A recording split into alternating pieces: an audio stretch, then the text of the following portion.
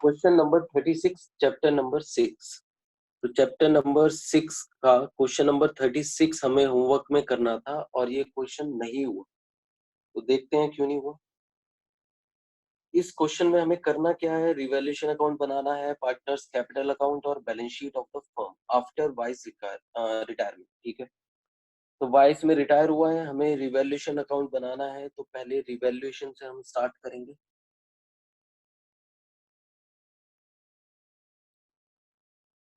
Revaluation account,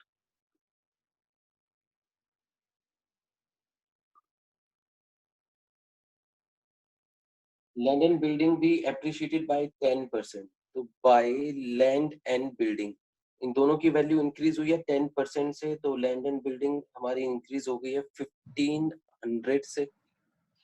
provision for doubtful debts is no longer necessary. तो हमें provision खत्म करना पड़ेगा, तो ये भी हमारा प्रॉफिट ही हो जाएगा 105। ठीक है, स्टॉक भी एप्रिशिएटेड बाय 20%। तो स्टॉक भी इंक्रीज हो जाएगा 20% से। कितने से इंक्रीज होगा? 4800 का 20% कितना होगा? 960 होगा मेरे ख्याल से। ठीक है, फिर इसके बाद है point number D. Point number D कह रहा है adjustments be made in the accounts to rectify a mistake previously committed whereby y was credited in excess। ठीक है, तो मैं इसका मतलब समझा देता हूँ। तो बेटा इन्होंने पास्ट में कुछ गलती की थी। गलती क्या हो गई इनसे कि वाई को इन्होंने ज्यादा पैसे दे दिए थे, क्रेडिट यानी उसकी कैपिटल इंक्रीज कर दी थी। कितने से? 810 रुपए इन्होंने ज्यादा दे दिए थे वाई को, और एक्स और जेड को गलती से डेबिट कर दिया था, यानी उनकी कैपिटल कम कर दी थी 420 और 390 रुपए से। ठीक है, तो वाई को 810 रुपए ज्यादा दिए थे और एक्स और जेड को गलती से उनकी कैपिटल कम कर दी थी 420 और 390 से, यानी डेबिट कर दी थी। अब हमें ये गलती को रेक्टिफाई करना है, तो इसमें हमारा रिवैल्यूएशन का कोई भी पॉइंट नहीं है। ठीक है, ठीक कैसे करेंगे इस गलती को? क्योंकि y को हमने गलती से इंक्रीज कर दिया था, क्रेडिट कर दिया था, तो y को वापस क्या करो? डेबिट कर दो। Vice capital account debit 8110। ठीक है, अब z को, x को क्या किया था? x को गलती से कम कर दिया था, तो x को इंक्रीज कर दो। 2x capital account 420। 2z को भी हमने कम कर दिया था, z को भी इंक्रीज कर दो 390 से। ठीक है, तो अब इन दोनों का टोटल बाई चांस 810 हो गया। ठीक है, यानी हमारी ये एरर पूरी तरह रेक्टिफाई हो गई। अगर बेटा किसी केस में हमारी ये दोनों साइड यानी डेबिट साइड और क्रेडिट साइड मैच नहीं होती, तो जो साइड हमारी कमाती उसमें हम रिवैल्यूएशन से उसको क्रेडिट कर देते उतने अमाउंट से। ठीक है, लेकिन बाई चांस इसमें ये एंट्री हमारी फुलफिल हो गई, कंप्लीट हो गई विदाउट यूज ऑफ रिवैल्यूएशन। ठीक है, फिर इसके बाद गुडविल की वैल्यूएशन है, इसका हम कुछ भी नहीं करेंगे और एफ पॉइंट में दिया हुआ है कि उसका अकाउंट इमीडिएटली सेटल कर देंगे। ठीक है, तो इसका मतलब रिवैल्यूएशन है, बस यही एंट्रीज हैं। रिवैल्यूएशन का प्रॉफिट निकालते हैं, कितना होगा हमारा? 1500 प्लस 105 प्लस 960, 2565, 2565। ये क्या आ गया हमारा?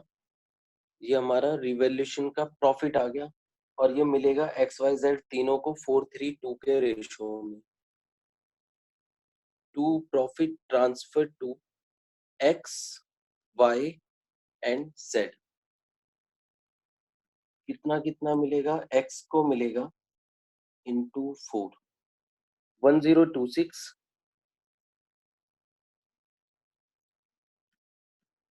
वाई को मिलेगा 770, राउंड ऑफ कर दिया मैंने, और जेड को मिलेगा 769। ठीक है, हमने जो प्रॉफिट आया था ये पॉइंट्स में आ रहा था वाई और जेड का शेयर, तो हमने क्या किया? हमने इसको राउंड ऑफ कर दिया। ठीक है, अब क्या करना है? अब हमें बनानी है हमारी बैलेंस शीट। तो चलो बैलेंस शीट स्टार्ट करते हैं। सॉरी, कैपिटल अकाउंट बनाने उससे पहले कैपिटल अकाउंट स्टार्ट करते हैं।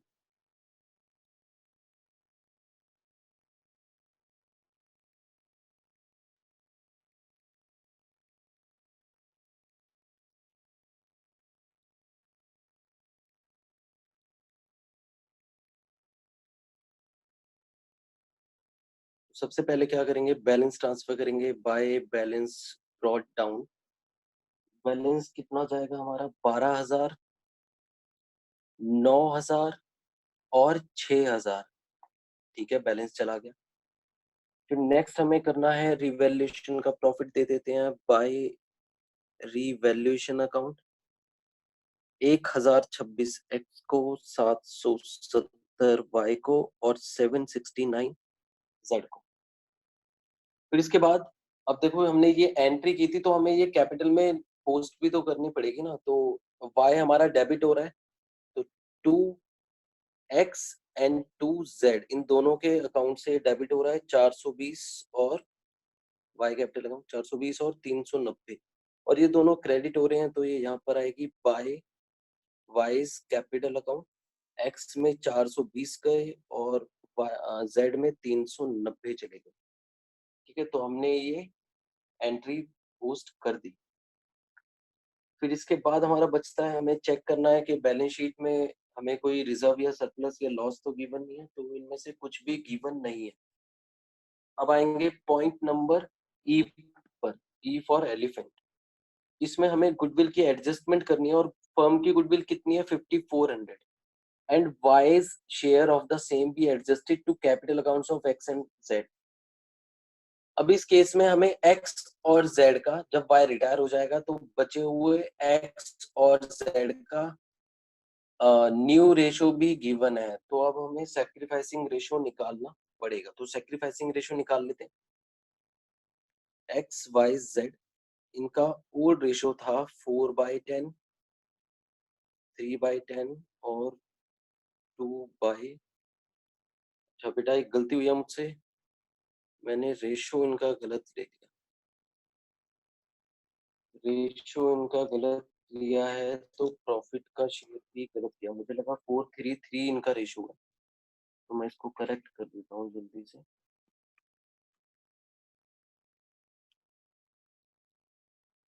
1140 इसको मिलेगा,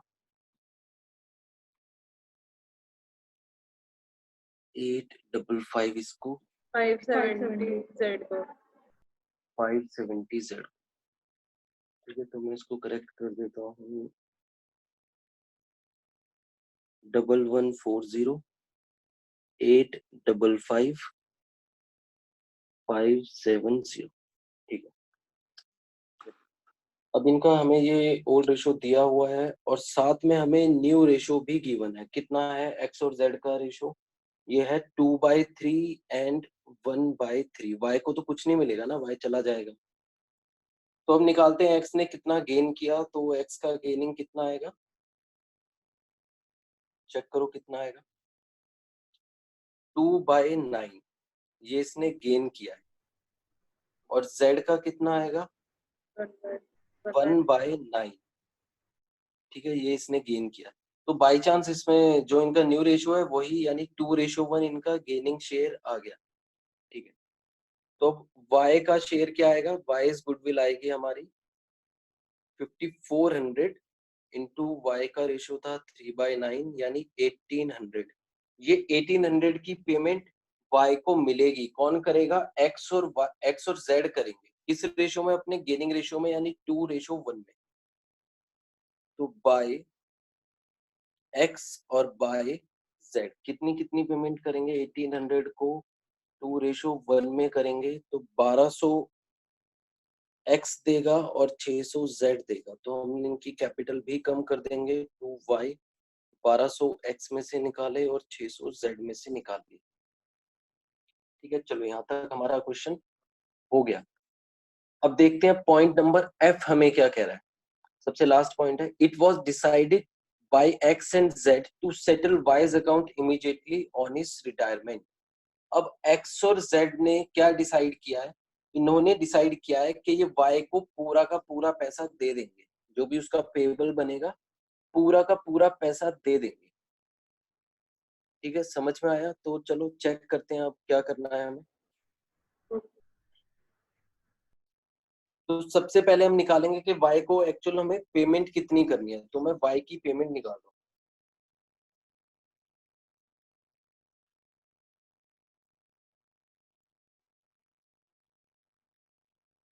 amount to be paid to Y. निकालते हैं, चलो इसकी पहले क्रेडिट साइड प्लस करते हैं। 9,000 प्लस 855 प्लस 1200 प्लस 600 माइनस कर दो डेबिट 420 माइनस 390। तो टोटल जो भी पेमेंट जानी है वाई को वो जाएगी 10,845। ठीक है। अब इस क्वेश्चन में प्रॉब्लम क्या है कि 10,845 हम पे तो कर सकते हैं, लेकिन हमारे पास पे करना भी चाहते हैं, लेकिन हमारे पास क्या इतना कैश है? चेक करो एक बार बैलेंस शीट, क्या हमारे पास अवेलेबल है इतना कैश? नो सर, तो लोन अकाउंट बना देंगे सर, लेकिन वाई का लोन अकाउंट पहले से है भी। वही। वाई का पहले से लोन अकाउंट है? अच्छा, तो क्या करना चाहिए बोलो? सर वाई का लोन अकाउंट तो एसेट में है, तो हम उसी से पैसे ले लेंगे या कुछ। वाई का लोन अकाउंट एसेट साइड में है, बिल्कुल ठीक बोल रहे हो, बिल्कुल ठीक कैच किया है। वाई का लोन अकाउंट एसेट में है, इसका मतलब ये लोन वाई ने लिया था फर्म से। यस ठीक है। सर। वाई का जो लोन है ये फर्म के लिए एसेट है। एसेट का मतलब कितना है? लोन लोन है 20,000। ठीक है। तो ये जो 20,000 है ये वाई ने लिया हुआ था, ये दिया नहीं हुआ था, ये लिया हुआ था। तो पहले क्या करेंगे हम? ये था फर्म इसको रिसीव करेगी, इसको पे करेगी। ठीक है। लोन तो रिसीव करेगी फर्म क्योंकि फर्म ने दिया था ये, और ये पे करेगी क्योंकि ये वाई की कैपिटल का शेयर है। ठीक है। तो क्या करेंगे? 20,000 में से 10,845 रुपए माइनस करते हैं, माइनस 9,155। तो 9,155 क्या आया? ये रिसीवेबल आया, यानी जो पैसे लेने थे उसमें से हमने माइनस कर दिए जो पैसे देने थे। ठीक है। तो अभी भी क्या आया कि 9,100।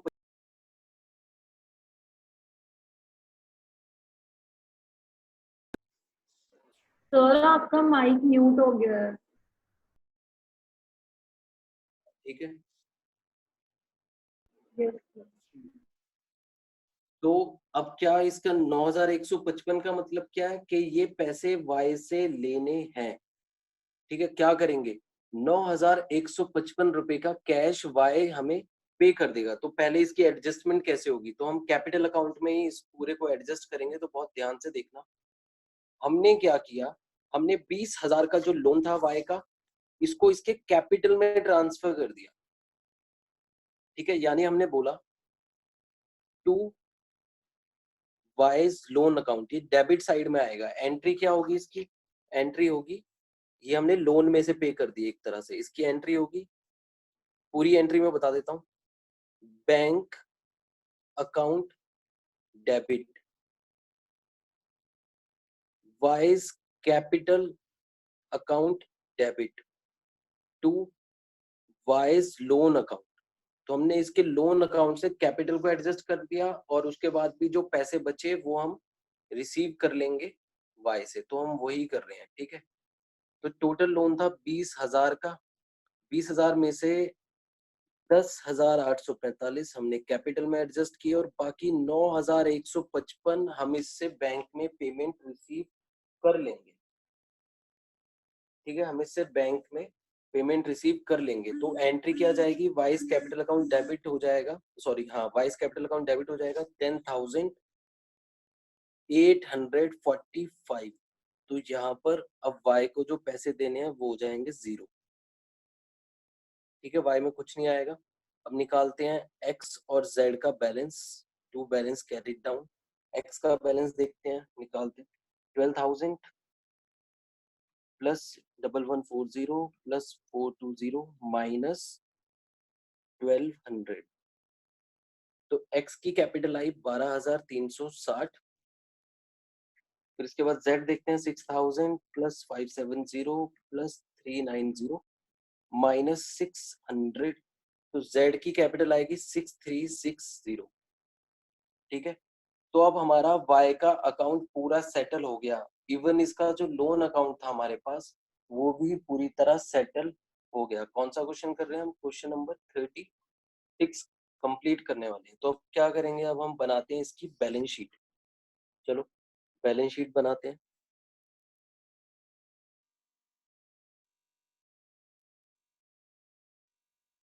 सबसे पहले लायबिलिटी साइड एंटर कर देते हैं। क्रेडिटर्स हैं हमारे पास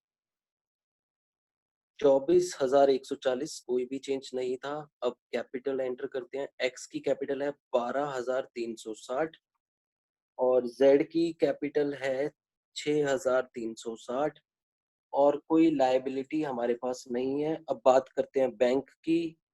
तो बैंक में हमारा बैलेंस था 3,300। 3,300 के बाद 9,155 और हमारे पास आ गया। प्लस कर दो 3,300 प्लस 9,155 तो 12,455 हमारा बैंक में बैलेंस हो जाएगा। डेटर्स, क्योंकि प्रोविजन हमारा हट चुका है तो डेटर्स पूरे के पूरे 3045 आ गए हमारे पास। इसके बाद है हमारे पास स्टॉक। स्टॉक हमने इंक्रीज किया था 20% से यानी 960 से, तो ये हो जाएगा 5760। इसके बाद प्लांट एंड मशीनरी है हमारे पास, कोई भी चेंजेस नहीं था तो पूरा का पूरा as it is same 5100। Land and building में चेंजेस थे, इंक्रीज हुई थी 10% से, तो ये हो जाएगी 16,500 की। और वाई का लोन हमारे पास से चला गया। ठीक है, अब टोटल करते हैं कितना आया। सर एक बार 24,140। वो bank account debit Y's capital account debit ये वाली एंट्री फिर से समझा दीजिए प्लीज। ठीक है बेटा, अभी बता।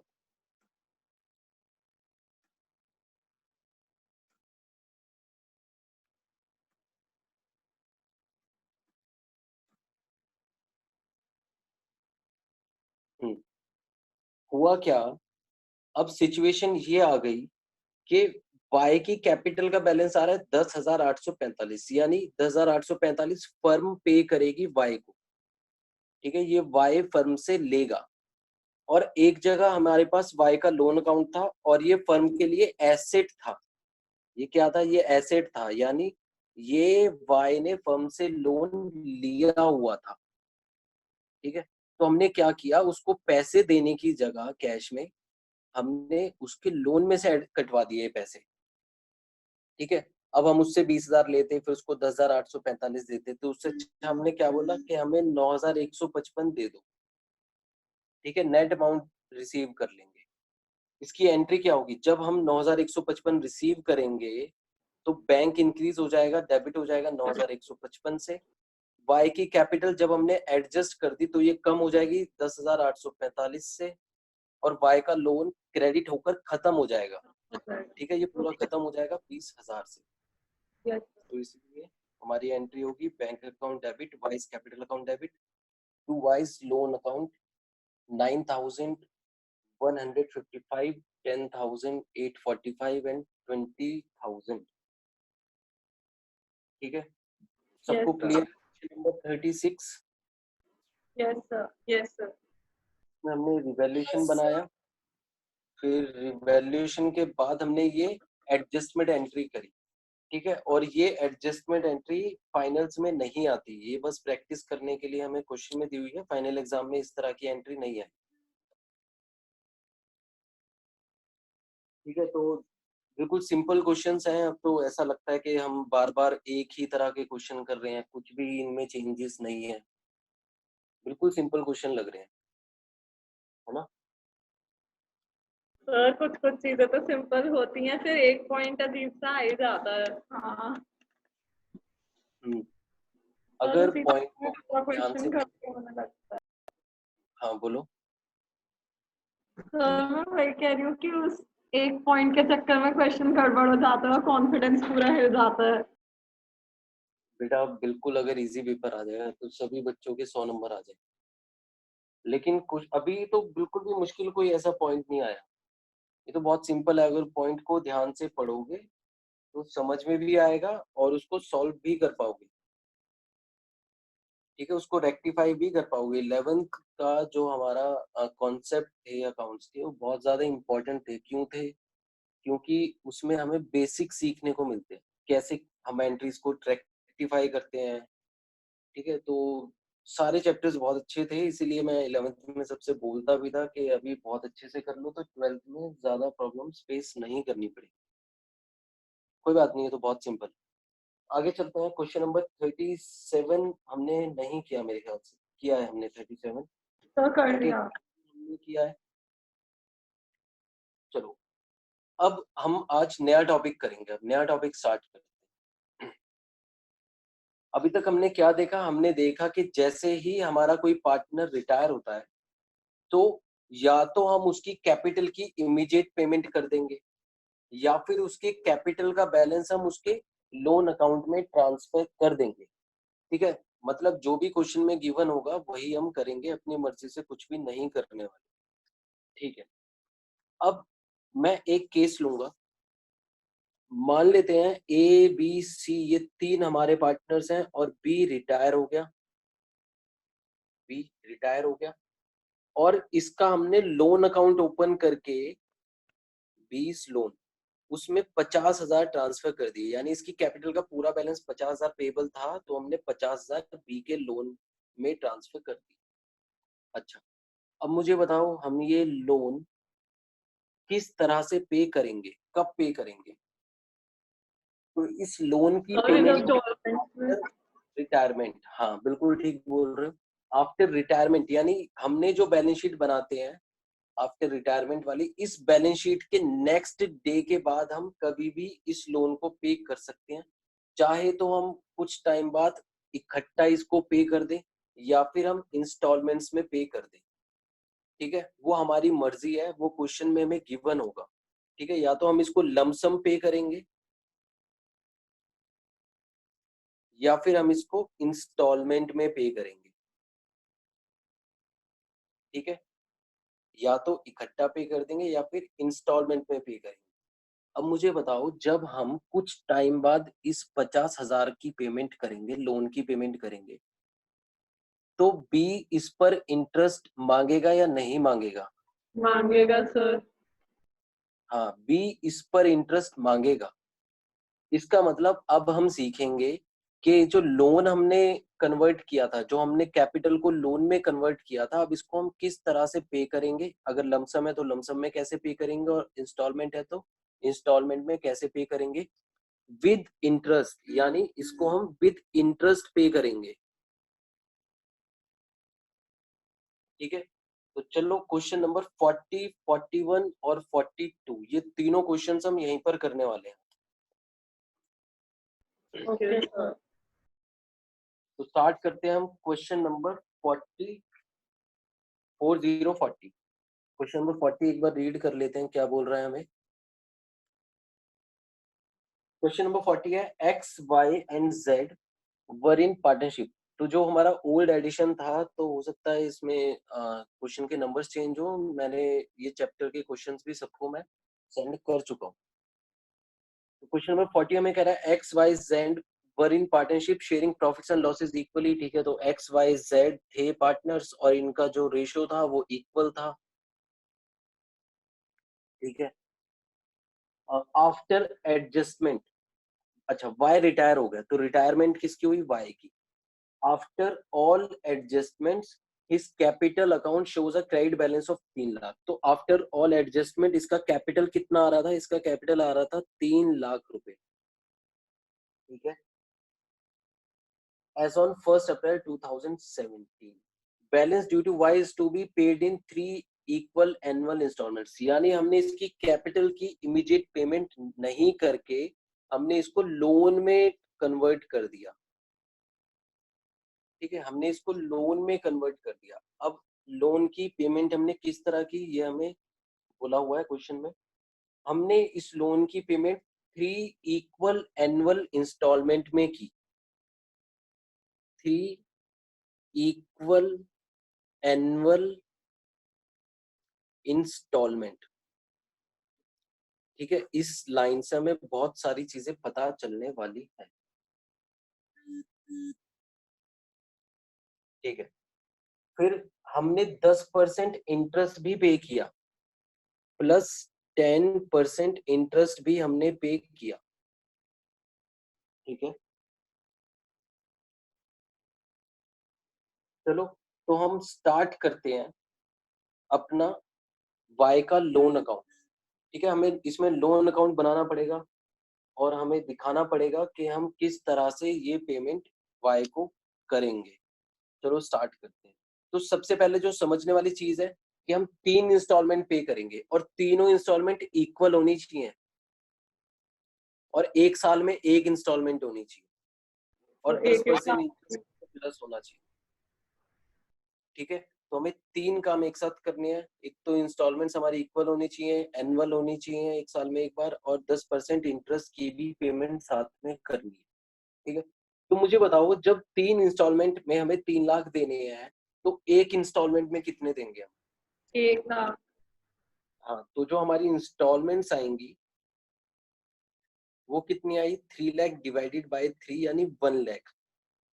यानी हर साल हम 1 लाख की इंस्टॉलमेंट देंगे, यानी प्रिंसिपल अमाउंट प्लस इंटरेस्ट, ये हमारी इंस्टॉलमेंट हो जाएगी 1 लाख प्लस इंटरेस्ट, ठीक है। तो स्टार्ट करते हैं लोन अकाउंट।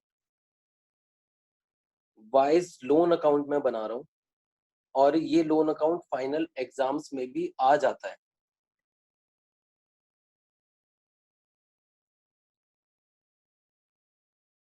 चलो, तो वाई रिटायर हुआ था, वाई रिटायर हुआ था 1/4/2017 को, ठीक है। वाई 1/4/2017 को रिटायर हुआ था, तो मैं इसमें डेट का कॉलम भी बना रहा हूँ। ये हो गई हमारी डेट,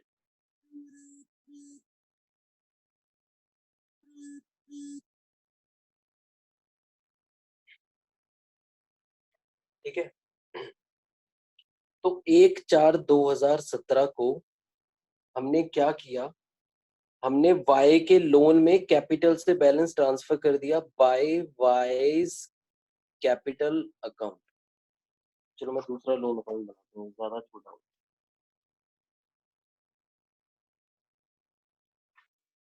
सर दिख रहा था वो भी। हाँ सर। क्लियर आ रहा है इसमें? मैं हाँ zoom हाँ कर सर दूँ। क्लियर था। हाँ सर क्लियर है। तो हमने वाइज कैपिटल से लोन में ट्रांसफर किए 3 लाख, ठीक है। अब हमें प्रिंसिपल पे करना है 1 लाख प्लस उसके साथ इंटरेस्ट भी पे करना है। तो मुझे बताओ, 1/4 लिखा है 1 अप्रैल, हम पहली इंस्टॉलमेंट कौन सी डेट को पे करेंगे? बोलो। 1/4/18। 1/4/18 नहीं, 31/3/2018।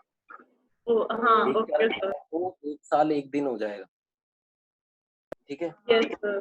31/3/2018 को इंस्टॉलमेंट देने से पहले हमें क्या करना है? हमें लोन पे इंटरेस्ट चार्ज करना है। Interest charge. और लोन पे इंटरेस्ट चार्ज करने की एंट्री क्या होती है? लोन पर इंटरेस्ट चार्ज करने की एंट्री होती है, मैं यहाँ पर लिख रहा हूँ, interest account debit to loan account. Loan में ऐड कर देते हैं, ठीक है। तो इसका मतलब 31/3/2018 को जो इंटरेस्ट लगेगा वो लोन अकाउंट में क्रेडिट हो जाएगा बाय इंटरेस्ट अकाउंट। कितना इंटरेस्ट लगेगा? 10% इंटरेस्ट है, 1 साल का लगाना है 3 लाख पर, 1 लाख पर नहीं, पूरे आउटस्टैंडिंग अमाउंट पर लगेगा, यानी 30,000। 30,000 का हमारा इंटरेस्ट चार्ज हमने कर दिया। अब क्या करेंगे? इंटरेस्ट चार्ज करने के बाद इंस्टॉलमेंट देंगे 1 लाख प्लस इंटरेस्ट, यानी कितनी इंस्टॉलमेंट बनी हमारी? 1 लाख प्लस 1,30,000। 30,000, 1,30,000। तो पे करते हैं, 31/3/2018 को हम पे कर रहे हैं टू बैंक अकाउंट। कितना? 1,30,000। ये हमने पे कर दी फर्स्ट इंस्टॉलमेंट। अब कुछ बैलेंस भी बचेगा सेम डेट को, 31/3/18 को, टू बैलेंस कैरिड डाउन। कितना बैलेंस बचा? 2 लाख का बैलेंस बचेगा। सिंपल है, 3,30,000 में से 1,30,000 माइनस करो तो 2 लाख का हमारे पास बैलेंस बच गया। ठीक है, अब चलते हैं नेक्स्ट ईयर पे। तो नेक्स्ट ईयर क्या है हमारा, 1/4/2018 से स्टार्ट हुआ। यहाँ पर हमने इस बैलेंस को शिफ्ट किया बाय बैलेंस ब्रॉड डाउन, कितना, 2 लाख। ठीक है, अब क्या करेंगे, इंस्टॉलमेंट कब जाएगी, इंस्टॉलमेंट जाएगी इस 1/4/2018 के 1 साल बाद, यानी 31 मार्च 19 को। तो 31 मार्च 19 को पहले हम क्या करेंगे, इंटरेस्ट इसमें चार्ज करेंगे bye interest account. Interest charge किया, कितना चार्ज होगा, 10% 1 साल का, यानी 20,000। अब सेम डेट पर हमारी क्या जाएगी, इंस्टॉलमेंट जाएगी। तो इंस्टॉलमेंट कितनी जाएगी 31/3/19 को, इंस्टॉलमेंट जाएगी 1 लाख प्लस 20,000, बिल्कुल ठीक है। टू बैंक अकाउंट 1,20,000 इंस्टॉलमेंट चली गई, और सेम डेट को इसके लोन का कितना बैलेंस बचा, 1 लाख। 1 लाख रुपए इसका बैलेंस बच गया। ठीक है, क्लोज कर देते हैं। फिर आते हैं नेक्स्ट ईयर में, 1/4/2019 को नेक्स्ट ईयर स्टार्ट हुआ by balance brought down 1 lakh. अब इंस्टॉलमेंट कब जाएगी, इंस्टॉलमेंट जाएगी इस साल के एंड में, यानी 2020। 31/20 को, बिल्कुल ठीक है। तो पहले हमने इंटरेस्ट चार्ज किया 10,000, और अब हम पे करेंगे इंस्टॉलमेंट, अपनी फाइनल इंस्टॉलमेंट, ये जाएगी हमारी 31 मार्च 20 को टू बैंक अकाउंट। कितनी जाएगी, पूरी 1,10,000 चली जाएगी। अब इस साल में कोई भी बैलेंस नहीं बचा, यानी हमने पूरा लोन पे कर दिया भाई। ठीक है, अब बताओ किसको क्या क्या डाउट्स हैं इसमें। सर क्लियर है। और सबको सर क्लियर है। Clear sir sir. क्लियर है। ठीक है, तो बेसिकली हम क्या कर रहे हैं, बस एक चीज हमें ध्यान रखनी है कि सबसे पहले तो हमें इंस्टॉलमेंट कैलकुलेट करनी है। इंस्टॉलमेंट कैसे कैलकुलेट होती है, जो भी आउटस्टैंडिंग प्रिंसिपल है 3 लाख, 3 लाख को नंबर ऑफ ईयर से डिवाइड कर दो तो 1 लाख आया। इसमें हम इंटरेस्ट अलग से प्लस करते हैं, वो हमारी ओवरऑल इंस्टॉलमेंट बनती है। ठीक है, तो हमने क्या किया, फिर हमने बस सिंपल अकाउंट मेंटेन किया और एंट्रीज इसमें पोस्ट करते हुए चले गए। ठीक है, अब क्या ये अकाउंट में हर बार शो करना पड़ेगा, नहीं। जहां पर क्वेश्चन में बोला होगा कि वाई का लोन अकाउंट बनाकर दिखाओ, वहां पर ही हमें ये लोन अकाउंट शो करना पड़ेगा। ठीक है, Yes, sir. चलो, तो अभी क्लास डिस्कनेक्ट होने वाली है, और